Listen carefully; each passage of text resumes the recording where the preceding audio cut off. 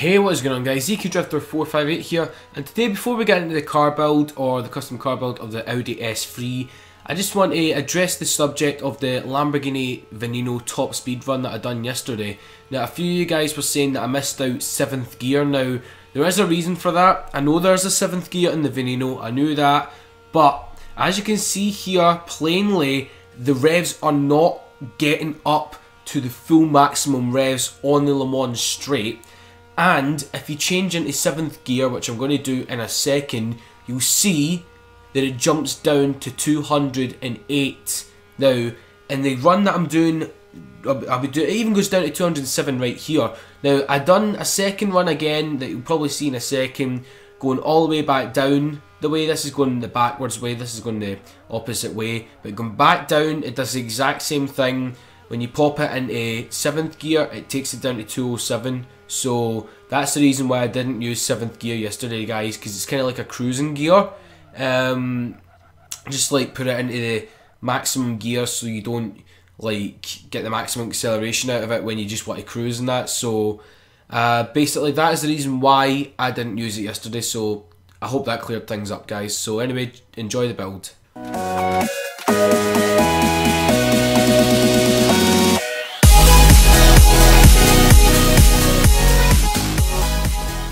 This is your 2015 Audi S3 sedan.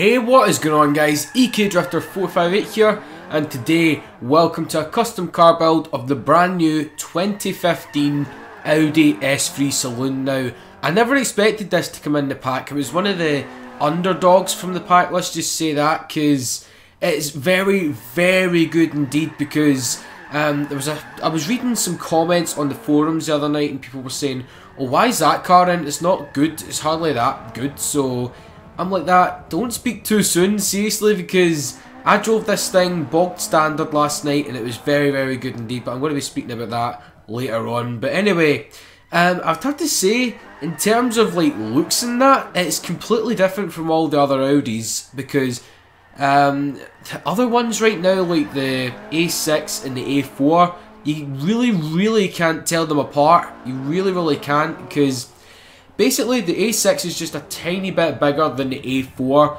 It's the same with the RS6 and the RS4 with the wagon versions. It's the exact same thing, so it's nice to see a car with like shorter proportions and a more like beefed up bumpers and stuff like that. It's pretty damn cool. I like it. But that's the reason why I think it looks a bit different, because the proportions are different, the lines are different, and I think the grille is new as well. It's kind of newish looking for Audi, so yeah. Anyway, getting to the actual custom parts that I put on this, we've obviously done a rear drive conversion, because obviously bog standard, Audis come with 4-wheel drive quattro system, which is very famous indeed. It's came in almost every Audi since the early 2000s, I would have to say. Obviously they've done like legendary rally cars like the S1 Quattro, which is very cool. I would love them to bring in the Audi A1 Quattro, because that's my favourite hot hatchback of all time. Yes, it is. But also, moving on, I've fitted no body kits whatsoever. I think it looks brilliant standard.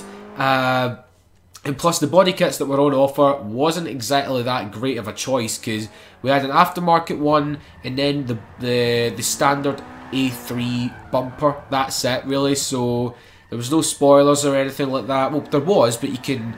It was a big Forza wing, and you can remove the little lip spoilers on this. But I wanted to keep it stock because it looks very fine indeed. And then I've fully upgraded the drivetrain and handling features. I've slammed the car with the suspension. I might even try and go back and fit it with like and lower the ride height. That's what I mean, because despite it being a drift car, it's a very good like stance nation car as well. I was going to keep the stock rims, but that would have made it even better, I think. But anyway, I fitted a roll cage for more like a sturdy feel in that for drifting. You've got to do that, haven't you? Because it makes the car feel a bit more hunked up, let's just say that. So you're seeing the interior view now, guys. This is a very nice interior. Obviously Audi's interiors are some of the best in the world, some of the best quality as well. And as you can see on the right hand side, a little reminder that you're driving the Quattro. Oh yes. But this is the same steering wheel as the R8, I believe. So I really like Audi's steering wheel. It has that sort of grippy feeling from it, because obviously you get the little badge saying S3 and the bottom as well, and it's got the flat bottom steering wheel, which I think is really cool. A lot of people rip on them, especially like top car reviewers and that from like Autocar and stuff like that, but they rip in that, but I quite like it. It's pretty damn cool. But yeah, moving on from that, the rims that I fitted, obviously you can't see them right now, but you've seen them in the build. It was BBS RK rims, and I've topped them off with a diamond plate finish. Now, I've never done that in a car in Forza before, but the way that the pattern goes with this, with the rims and this sort of like top coat, it looks really cool. It's like a gear. It's kind of like a gear logo. Let's just say the Top Gear logo. It's kind of like that, but it looks like a razor, if you know what I mean. Like the way it's going, it's like anti-clockwise, little sharp spikes. Really cool, I like that. So if you haven't fitted your Audi S3 with them yet, go ahead and do it, because it's very nice. It's the one that stuck out for me most. And then the colour, I was hesitant on this. I was going to go for black, like properly blacked out. I actually made one all blacked out and that, so that one's mine. It's just like another, I think that one's a circuit build. I left that with 4-wheel drive, but this one's the drift build. Now, you may remember that Audi recently unveiled the A3, I think it's the A3 Club Sport, I can't even say that, the A3 Club Sport Quattro concept. Now, I have a funny feeling this is going to be a more exaggerated version of the RS3, which is going to be coming, so, now, I would really like to see the spoiler from the Club, I cannot say that properly, like, if you just try and say that off the top of your tongue, the Club Sport Quattro, let's just say that it's the Club Sport Quattro, yes.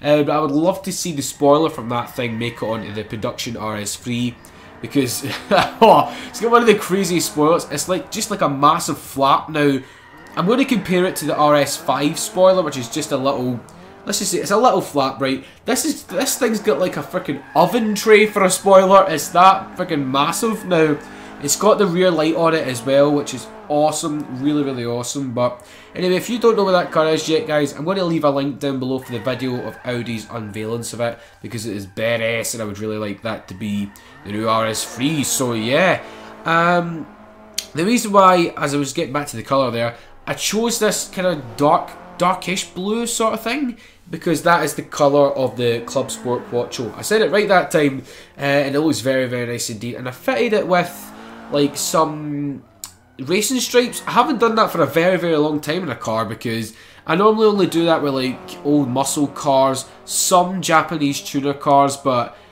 you never would think it suits an Audi. It surprisingly does. It's only little ones, but if it was massive like Shelby stripes, I don't think it would suit it. But it's little tiny stripes. That is really cool. I like that.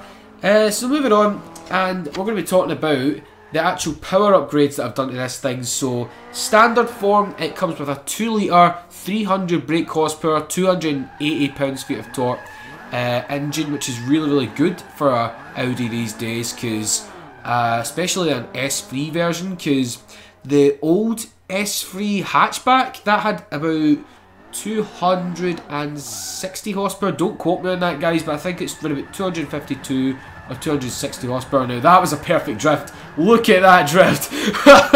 See when I done that? I recorded the actual replay for this last night, and I was like, oh my god, oh, I actually done that. It's the fucking, oh, what is that video? It's the bit where all the guys are going, oh, like the pwned video, let's just say that. Like, everyone uses it in their YouTube videos now, but I never know the freaking title for that, because it's the one where they go, oh, it was really gets me laughing every freaking time I see it. But yeah, that was an awesome drift around the carousel there.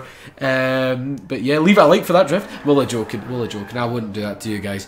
But yeah, the custom engine that I've fitted now, I've made the displacement a bit bigger. It's 2.3 litres now, with 490 brake horsepower and 458 pounds-feet of torque. How ironic! 458!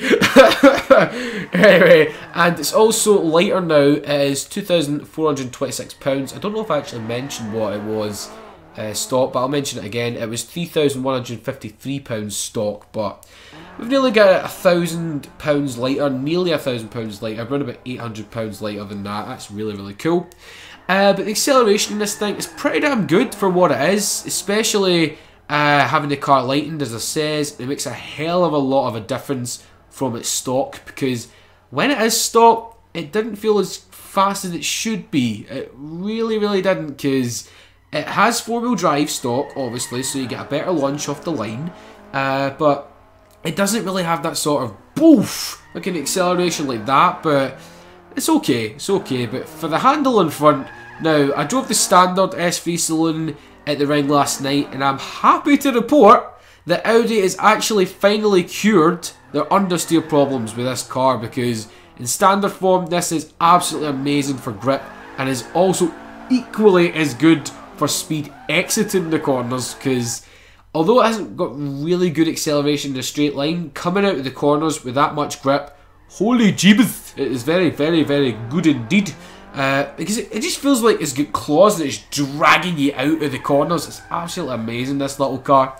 But yeah, the modded version, as you can plainly see here, it doesn't handle the same. It's more of a freaking tail happy monster, let's just say that, because obviously rear drive, not 4-wheel drive. It's got 190 brake horsepower more than standard, and it's lighter. But it still loves the corners, but for completely different reasons, because this little guy this time just wants to go sideways, and he does it very, very well. Yes, he does. But it's actually really controllable through the bends at full lock. And if you keep like the throttle balance through the drift, then you're going to be sideways for days. Yes, you are. You're going to be sideways for days. Now, me personally, I think the S3 would make a very, very good beginner's drift car. Now, obviously, you would have to change it to rear drive, as I have done. But it's very, very good indeed for like a starter drift car. Because it has good control over it. So you can just click the clutch and the handbrake at the same time, and you can easily get around the corners. And just keep on mashing the throttle and you'll get there. You really, really will. Very, very, very good beginner's drift car. Oh yes. But it kind of reminds me of the days, for more complex drifters like myself, it kind of reminds me of the days of the 240SX. Now obviously them days are still running, but it kind of reminds me of like the days